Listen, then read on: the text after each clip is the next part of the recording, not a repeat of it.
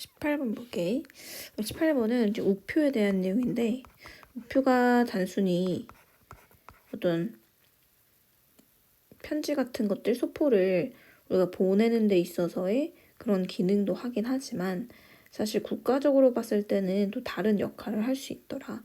어떤 국가의 패권이라든지 상징을 보여주는 역할을 할 수 있더라라는 이제 그런 내용으로 보시면 돼요.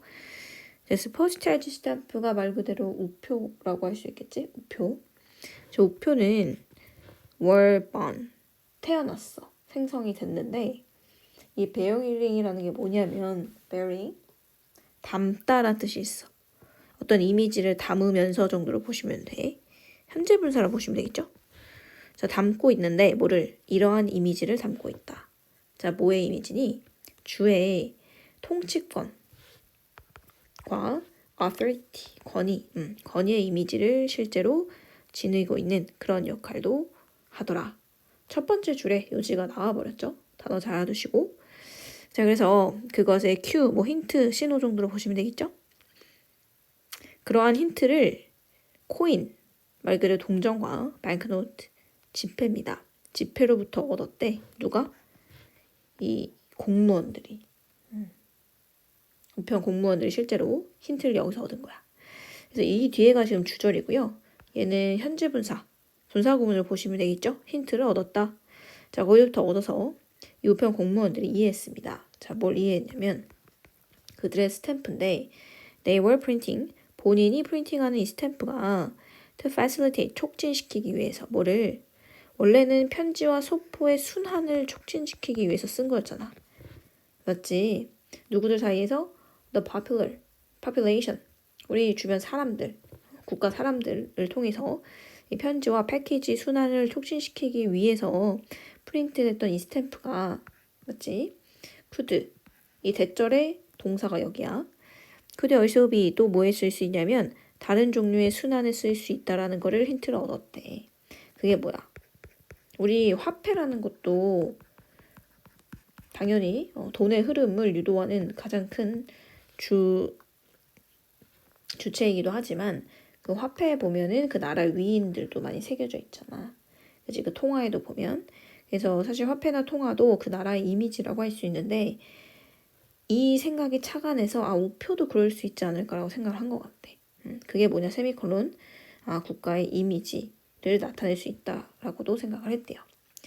그래서 2번 postcard stamp. 그래서 우표라는 거는 tiny though they were 이라고 했죠. 굉장히 작지. 네, nonetheless 그럼에도 불구하고 had space, 어느 정도 공간은 갖긴 가졌다. 보통 이렇게 네모나게 생겼지. enough for the state, 충분할 정도로 공간은 가졌대. 누구한테? state, 누가? state, 주가 to use them, 사용할 수 있게끔 그들이 to circulate message, 어떤 메시지 같은 거를 circulate 할 정도의 충분한 공간은 있었대요. 자, announcing, 뭔가 보여주면서 발표하면서 그 공간을 통해서 it's on supremacy, 패권입니다, 이게. 그 나라의 패권을 보여주면서 충분한 공간이 있었다. 어딘가에 나라를 표시할 그 정도로 보시면 되고요. 그래서 그러한 것들, 그 나라의 각자의 패권을 보여줄 수 있는 그런 것들이 어떤 것들이 있었냐. 그 나라에 유명했던 위인들이라든지 국기 모양이라든지 그런 거 집어넣을 수 있었겠지? 그거에 대한 예시라고 볼게. 3번. 예를 들면 아이코닉 이미지다. 국기 같은 것들. 상징적인 이미지. 근데 coat of arms라고 하면은 이게 가문의 문장이야. 그 가문의 상징적 문양 같은 거 있지. 그런 걸 집어넣는다든지.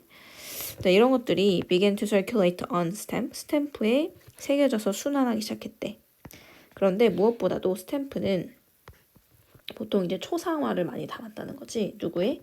인물들의. 이 personage가 인물들, features라고 보시면 돼요. 자, 근데 어떤 인물들이냐면 PP 수식, 여겨지는 사람들이지. 독특하게 적합한 사람들. 뭐하게? 스탠드. 뭔가 위상을 세우기에 적합한 사람들이라는 거지. 국가, 주를. 자, 그래서 그런 사람들이 누가 있었어? 예시. head of state, 나라의 state, head, 말 그대로 머리죠. 리더. 그 다음에 allegorical features라고 되어 있는데 이 allegorical은 우화적인이라는 인물이야. 우화 인물, 유명한 사람들. 아니면 좀 military heroes, 군 영웅들.